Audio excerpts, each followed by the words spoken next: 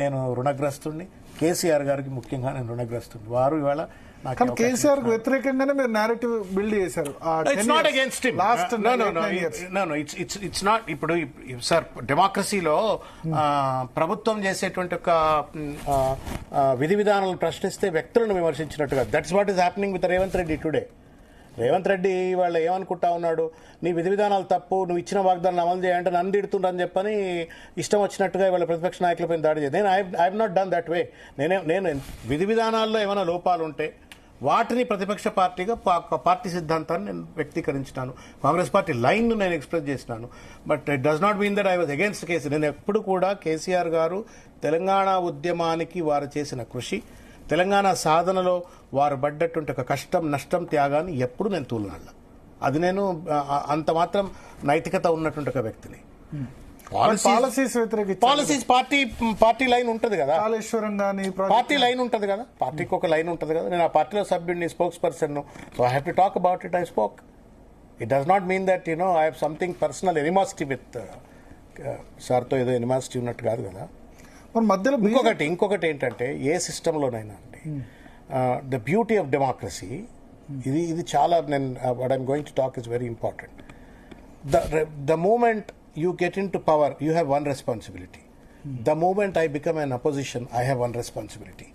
ఈ ఇద్దరి యొక్క సంఘర్షణనే ప్రజలకు అవసరమైనటువంటి ఒక అద్భుతమైనటువంటి విధి విధానాలు, పాలసీలు ఒకటి వస్తుంది. ప్రతిపక్షం అయినంత మాత్రాన ప్రభుత్వం చేసిన ప్రతిదాన్ని వ్యతిరేకించాలన్నది కూడా ఒకటి వస్తుంది. టైం ఇవ్వాలి కదా. ఇప్పుడు కేసీఆర్ అంటారు సార్ ఇది ప్రజాస్వామ్య స్ఫూర్తిని అర్థం చేసుకునే వాళ్ళు మాట్లాడేటువంటి ఒక వెరీ తాలు మాట ఇది. సారీ అట్లా కాదు. ఇప్పుడు మీకు 6 హ్యాట్ థింకింగ్ అని చెప్పని ఎడ్వర్డ్ డిబనో అని ఒక గ్రేట్ క్రియేటివిటీ ట్రైనర్ ఉంటాడు. ఆయన కాన్సెప్ట్ ఏమంటారంటే 6 హ్యాట్ థింకింగ్. అంటే ఒక నిర్ణయం తీసుకునేటప్పుడు 6 హ్యాట్లు పెట్టుకోవాలా.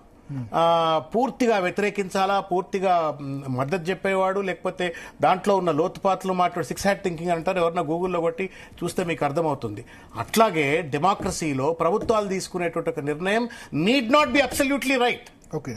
Your job as an opposition is to decipher and dissect if there is something wrong. Okay. If there is something wrong. Wrong లేకుండా పోతే వాళ్ళ ఇష్టం చేసేయండి. రాంగ్ ఉందేమో అనేటువంటి ఒక అనుమానంతో ప్రశ్నించడం అనేటువంటిది ప్రజాస్వామ్య స్ఫూర్తి. అది భారత రాజ్యాంగంలో అంతర్లీనంగా ప్రజాస్వామ్య స్ఫూర్తి, రాజ్యాంగం ఇచ్చినటువంటి ఒక వెసులుబాటు. అది దాన్ని తప్పనుకోవడానికి వీల్లేదు. Okay. To question is a democratic right and it is necessary. ఒకవేళ కనుక ఇప్పుడు మన ఇంట్లో తల్లిదండ్రులు చేసిన నిర్ణయాలు కూడా తప్పు అని అనిపించినప్పుడు పిల్లలు అడుగుతారు. అడిగినంత మాత్రాన నువ్వు తప్పేనా? ఖైరతాబాద్ సీట్ ఒకవేళ విజయారెడ్డిని కనుక తీసుకురాకపోతే నో అంటే సరే అది ఎట్లుంటుండేనో కానీ ఆయన ఏం చేసినాడు, పొమ్మనకుండా పొగ బదటి నుంచి పెట్టినాడు. యాదవ్ వెంటనే మీ ఆఫీస్ కూడా వచ్చినట్టున్నారు. సరే అందరు ఆఫీసులకు వచ్చినాడు, నా ఆఫీస్కి వచ్చినాడు. నేను కూడా ఆయన చాలా ప్రేమగా ఆహ్వానించిన. ఆయనను తిరుపతి లడ్డు ప్రసాదం చేతిలో పెట్టి బొట్టు పెట్టి మరీ ఆశీర్వదించిన. 3 మతాలకు సంబంధించిన పెద్దలను తీసుకొచ్చి ఇచ్చినాను. బట్ మెదడులో పొరుగుంటే ఏం చేస్తాం? ముఖంతో నవ్వి నొసలతో ఎక్కిరిచ్చినట్టుగా వ్యవహరిస్తే ఏం చేస్తాను నేను? I was positive. ఎట్లా అంటే అంటే he doesn't want me to contest. Number 1 ఒకటి కంటెస్ట్. రెండోది నేను పర్సనల్ గా ఒక స్టేజ్ తర్వాత చాలా మంది ఇప్పుడు చిన్నారెడ్డి కూడా కంటెస్ట్ చేయనివ్వలేదు. అక్కడ మెగారెడ్డికి టికెట్ ఇచ్చారు. వేరే విధంగా అకామిడేట్. దట్స్ స్టూపిడిటీ అండి. మెగారెడ్డికి ఏం కొమ్ములున్నా? ఐఎమ్ సారీ, నాకు మెగారెడ్డి ఎవరో గెలిచారు. ఒక మాట సార్, ఒక మాట అంటే ఏంది? రేవంత్ రెడ్డి సిపాయి కాదు అక్కడ. సిపాయి రేవంత్ రెడ్డి కాదు, మెగారెడ్డి సిపాయి. మరి మెగారెడ్డి సిపాయి అయినప్పుడు రేవంత్ రెడ్డికి ముఖ్యమంత్రి కావాలా?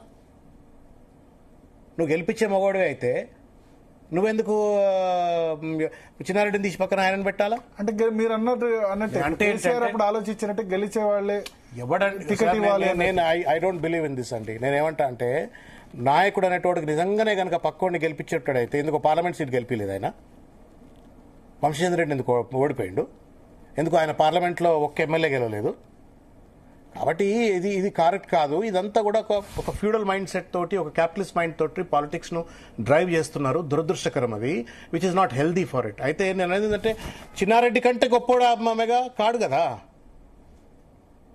చిన్నారెడ్డి ఆయన గెలిచే అవకాశం ఉందని అప్పుడు టికెట్ ఇచ్చారంట. సరే డబ్బే ఫస్ట్ లిస్ట్ లో నేనేమంటున్నా సార్, డబ్బే గెలిచేటట్టు ఉంటే రేవంత్ రెడ్డి ఎందుకు ముఖ్యమంత్రి కావాలా? అంబారీని తీసుకొచ్చుకుంటా కదా, మెగా కృష్ణారెడ్డి ముఖ్యమంత్రిని చేద్దాం, తెలంగాణకి ఏం పోయేది ఉన్నది మరి? మెగా కృష్ణారెడ్డి ముఖ్యమంత్రి అవునా కాదన్నా డబ్బే నడుస్తుంది ఇప్పుడు. నేను అంటున్నా that's an another scope of discussion అండి. పర్వర్టెడ్ పాలిటిక్స్ కావచ్చు, కరప్ట్ పాలిటిక్స్ కావచ్చు, కమర్షియలైజేషన్ కావచ్చు, నేను లేవని నేను అంటలేను.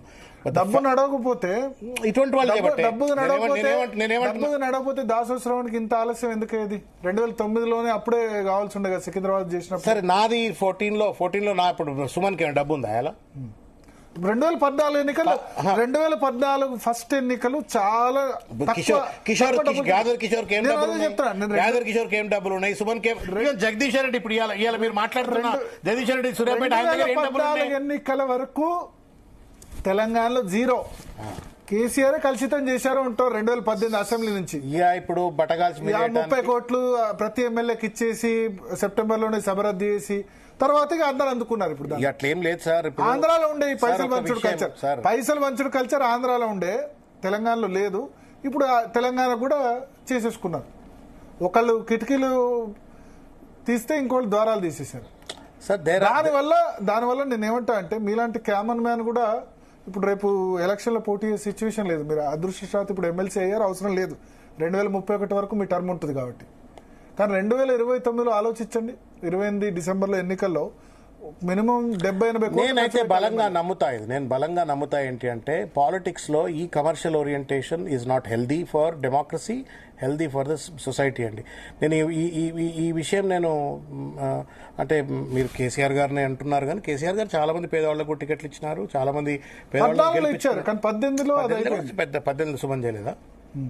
18లో సుమన్ చేసినాడు కదా, 23లో కూడా చేసినాడు కదా. ఇట్స్ నాట్ సుమన్ చేయలేదా, గ్యాదర్ కిషోర్ చేయలేదా, ఇంకా చాలా మంది ఉన్నారు అట్లా. కానీ అప్పటికి వాళ్ళంతా ఒకటి sir, let's not limit this discussion to individuals or individual parties. ఇది ఒక సిస్టమాటిక్ ట్రాన్స్ఫర్మేషన్ జరగాలి. నేను ఒక చిన్న ఎగ్జాంపుల్ నా పర్సనల్ ఎక్స్పీరియన్స్ చెప్తా. రాహుల్ గాంధీ గారు, నేను all India professional Congress Telangana unit కు ప్రెసిడెంట్. నేను శశి థరూర్ గారు గీతారెడ్డి గారు సౌత్ ఇండియా చాప్టర్ హెడ్, నేను తెలంగాణ యూనిట్ హెడ్ ను, శశి థరూర్ గారు all India head. So there was a national convention happening, 30-40 people, small group meeting in the war room ఢిల్లీలో. రాహుల్ గాంధీ కేమ్. సో ఆయన అడుగుతాడు, why is that professionals are not really getting attracted to the Congress party? What is that we should do to attract them to come to the politics? అంటే నాకు మనం కొంచెం straight forward గా లేచిన బట్టి నేను అనేసిన అనమాట. Why would you think they will come? What is the merit in politics that attracts them to come into politics? What do you mean? I mean it, because you go into the gallery of the parliament and then peep in, you don't find one fellow who is not corrupt. I said this to him. You don't find one fellow who is not corrupt. What కొంచెం అనాయన అని కరెక్టేనండి. The upper limit of any parliament member to spend is about 40 or 70 lakhs. But is there one person who has not cross that? So therefore నువ్వే చట్టం చేస్తావు, నువ్వే cross అయిన తర్వాత, నువ్వు కరప్ట్ కాడు అన్న తర్వాత ప్రూవ్ అయిన తర్వాత నువ్వు ఎందుకు నీకు సామాన్య ప్రొఫెషనల్ నీ దగ్గరకు వస్తాడు? పాలిటిక్స్ అంతా కమర్షియలైజ్ అయినాయి. నీకు ఒక పెద్ద ఆపర్చునిటీ ఉన్నది. అన్నా హజారే ఎట్లయితే లోక్పాల్ బిల్లు కోసం ఎట్లయితే కొట్లాడిండో, నువ్వు ఇవాళ రాజకీయాల్లో సంస్కరణ కోసం కొట్లాడు అని చెప్పని నువ్వు కొట్లాడు, ఎన్నికల సంస్కరణ కోసం కొట్లాడు.